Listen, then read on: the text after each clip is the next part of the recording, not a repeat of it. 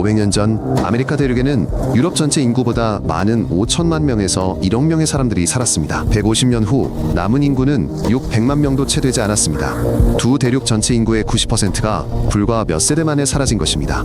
상상해보세요. 이웃 친구 친척 10명 중 단 한 명만 살아남고 나머지는 고통스러운 죽음을 맞이하는데 아무도 그들을 구할 수 없다고요. 이것은 인류 역사상 가장 큰 인구 재앙이며 학교에서는 거의 다루지 않지만한 문명이 어떻게 사라졌는지 모두가 알아야 합니다. 유럽인들이 아즈텍의 수도를 처음 보았을 때 그들은 눈을 믿을 수 없었습니다. 20만 명의 주민이 거주하는 도시가 광활한 호수 한가운데에 자리 잡고 있었기 때문입니다.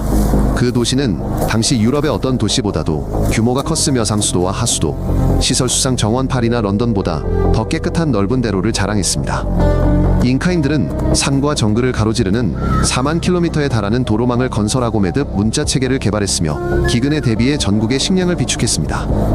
잉카인들은 옥수수, 감자, 토마토, 코코아를 재배했는데 이 작물들 없이는 오늘날 세계 각국의 요리를 상상할 수조차 없습니다.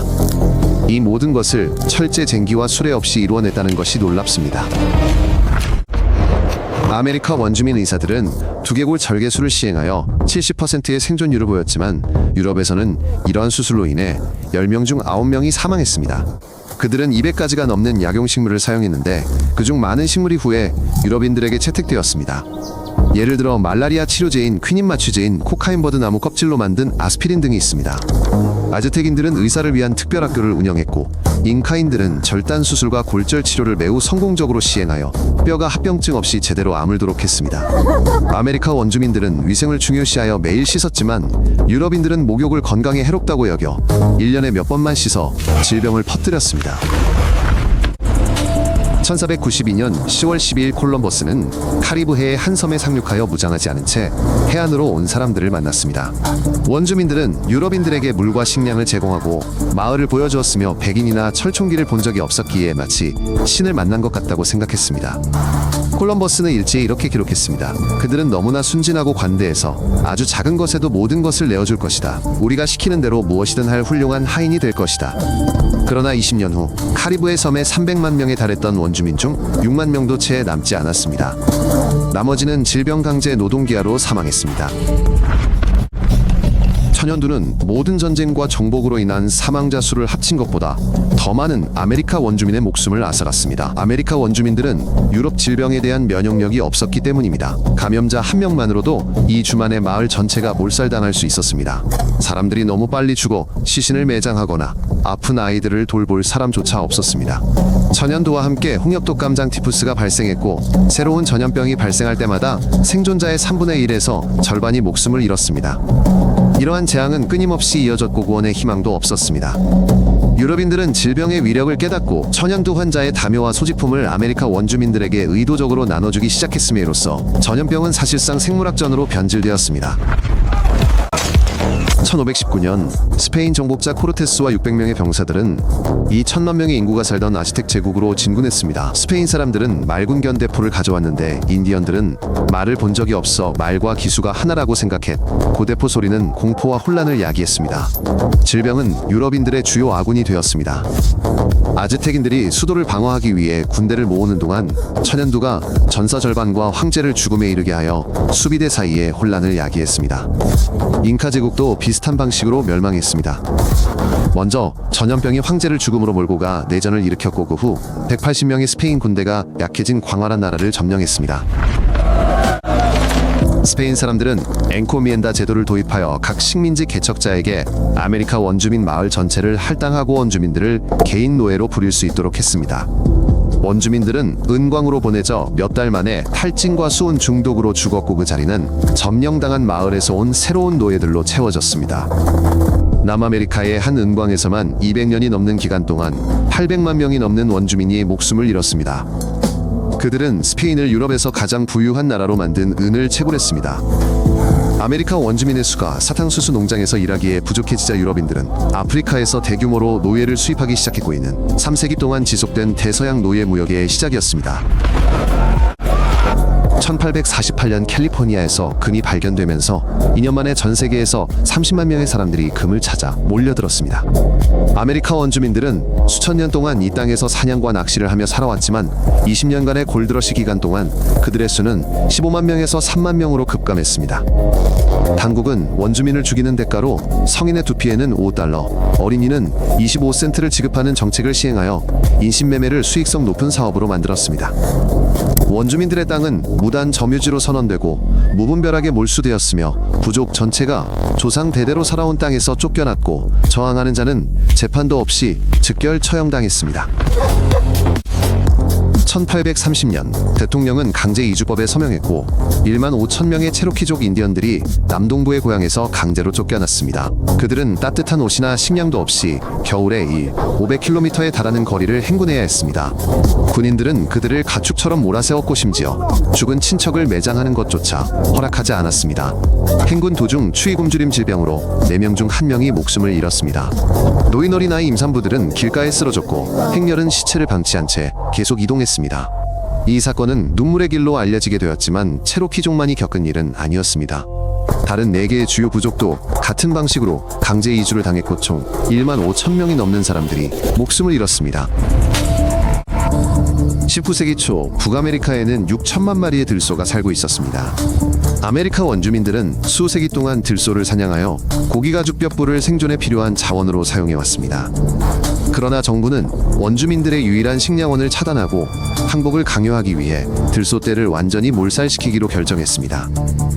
이는 기아를 통한 인종학살이라는 공식적인 정책이었습니다. 전문 사냥꾼들은 하루에 100마리가 넘는 들소를 사냥하여 가죽만 벗겨 팔고 나머지 사체는 초원에 방치했습니다. 때로는 재미삼아 기차 창문 밖으로 총을 쏘기도 했습니다. 1880년에는 6천만 마리 중 1천마리도 채 남지 않았고 원주민들은 기아 직전에 놓여 정부의 지원에 전적으로 의존하게 되었습니다. 많은 주 정부 당국은 인디언을 사살한 사냥꾼들에게 공식적으로 현상금을 지급했는데 증거로 요구하는 것은 오직 희생자의 두피뿐이었습니다. 현상금은 주마다 달랐는데 어떤 주에서는 성인 남성에게 $25, 여성에게 $10, 어린이에게 $5를 지급했습니다. 이로써 인신매매는 합법적인 수입원이 되었습니다. 두피 사냥꾼들은 마을 전체를 학살하고 눈에 보이는 모든 사람을 죽였으며 심지어 갓난아기까지도 가차없이 살해했습니다.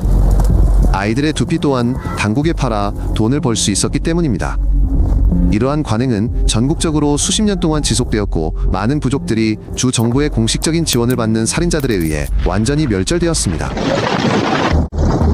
19세기 후반부터 당국은 아메리카 원주민 아이들을 강제로 가족에게서 떼어내 소위 문명화를 위한 특별 기숙학교로 보내기 시작했습니다. 아이들은 모국어를 사용하거나 전통 의상을 입거나 조상대대로 내려오는 종교를 믿는 것이 엄격히 금지되었습니다. 이러한 규칙을 어길 때마다 아이들은 잔혹한 구타를 당하고 감금되었으며 굶주림에 시달렸습니다. 이 학교에서는 아이들 셋 중 1명이 질병 끊임없는 구타 굶주림으로 사망했으며 많은 아이들이 부모도 모르는 사이에 기숙학교 부지 내에 이름 없는 무덤에 묻혔습니다. 이러한 프로그램은 20세기 중반까지 계속되었고 15만 명이 넘는 아이들이 이 학교를 거쳐갔으며 그들 대부분은 영원히 모국어와 문화를 잊어버렸습니다.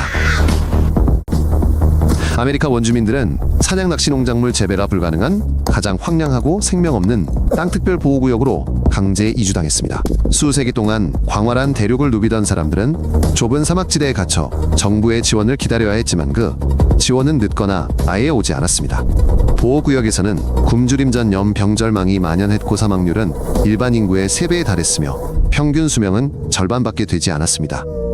오늘날까지도 보호구역은 실업률이 60%를 넘고 알코올 중독이 만연하며 자살률이 전국에서 가장 높은 가장 가난한 지역으로 남아 있습니다.